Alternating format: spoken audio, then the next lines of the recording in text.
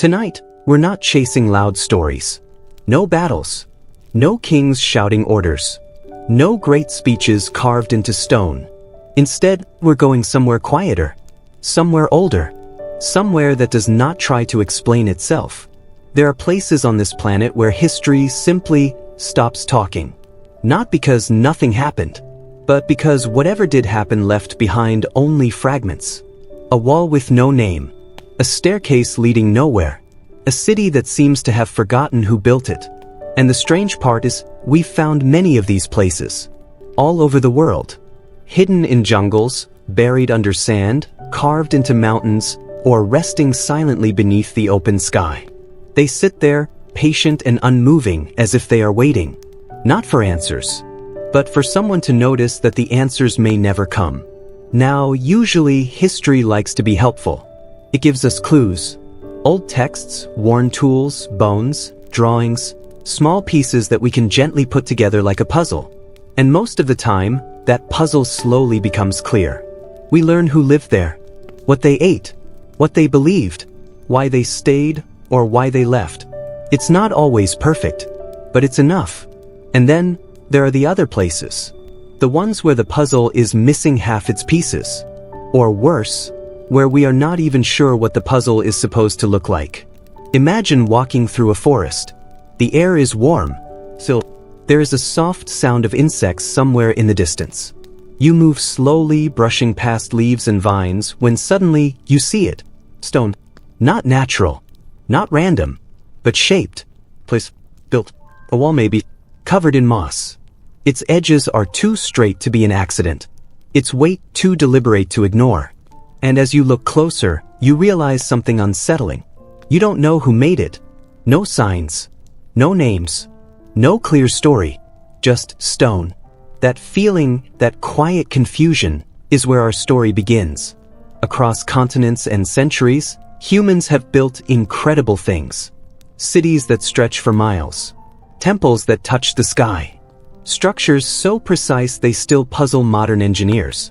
But not all of them come with instructions. Some arrive in our present like half-finished sentences. And we are left to guess the missing words. It's tempting, of course, to rush toward answers. To fill the silence with theories.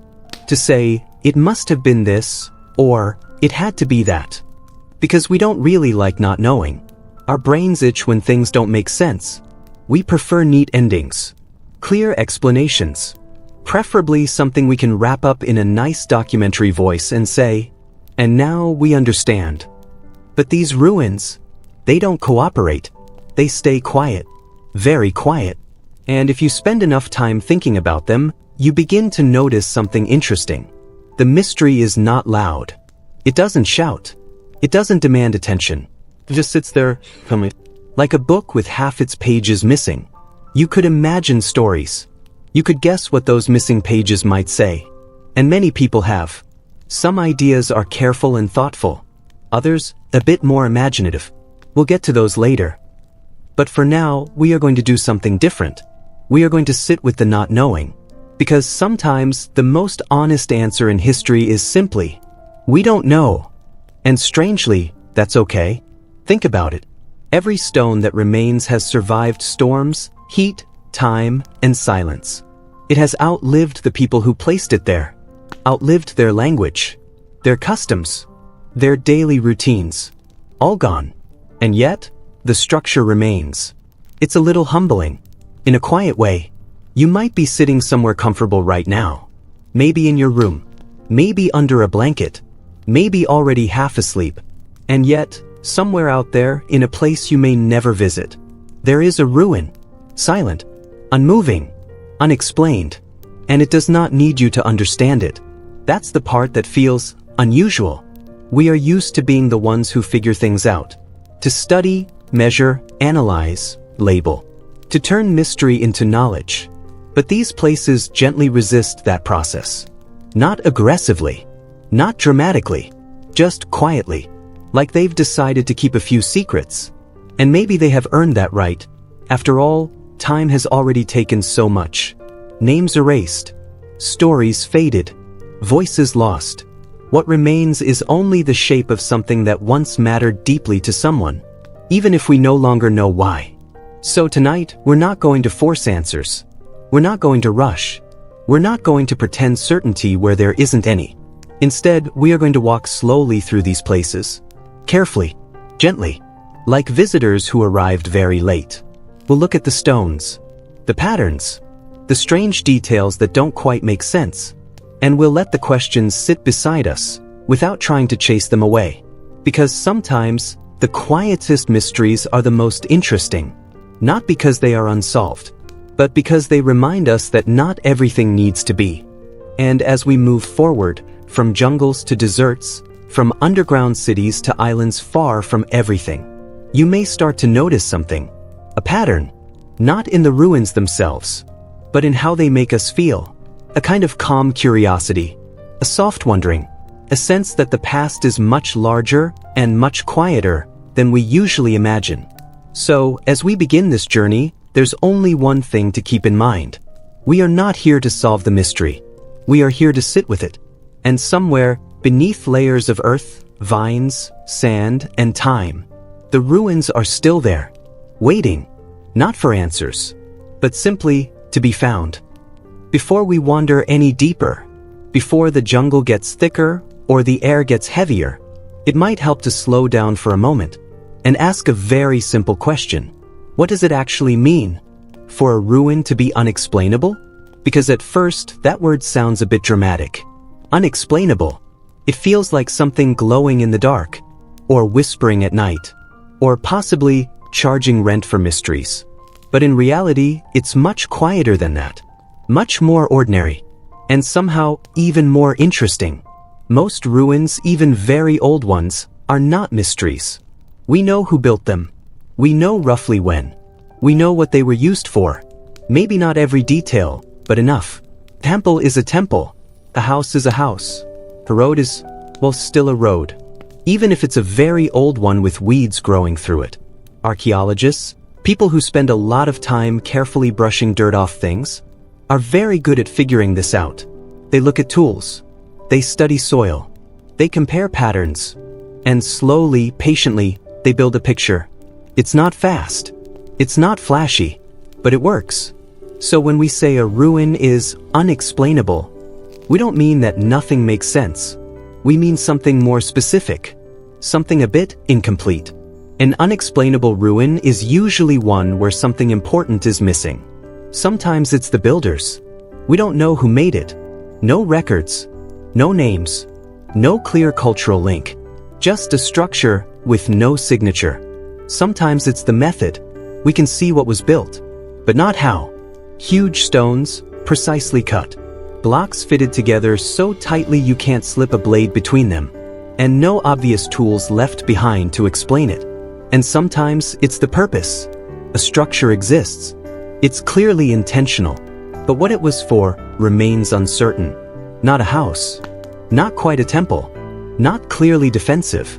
Just something. Standing there. And then there are the places where all three are unclear. Who built it? How they built it? And why they built it? Those are the ones that tend to linger in the mind a little longer. But here's the important part. Unexplainable does not mean impossible. It doesn't mean ancient people had strange powers. It doesn't mean something supernatural must have happened. And it definitely doesn't mean we need to jump to the wildest idea in the room. Although, humans are very good at doing exactly that.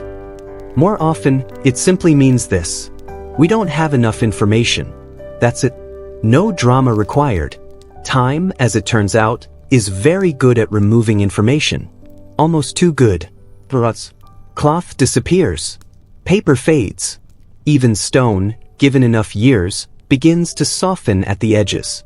Wind, water heat, they all do their work slowly, patiently, without asking permission. And while all of that is happening, human stories vanish even faster. Languages change. Traditions fade. Entire cultures can shift or disappear. Sometimes gradually, sometimes suddenly.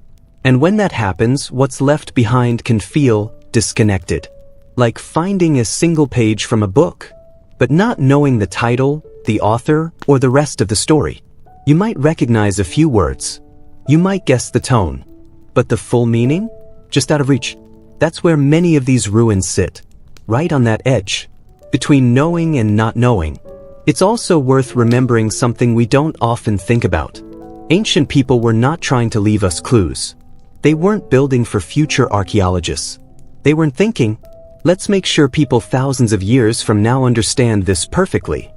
They were living their lives, building what they needed, using what they had, making decisions that made sense at the time. And then life moved on.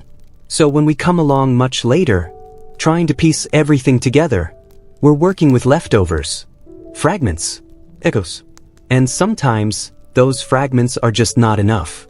There's also a quiet tendency we have to underestimate the past, to assume that if something looks difficult, it must have been impossible for people back then.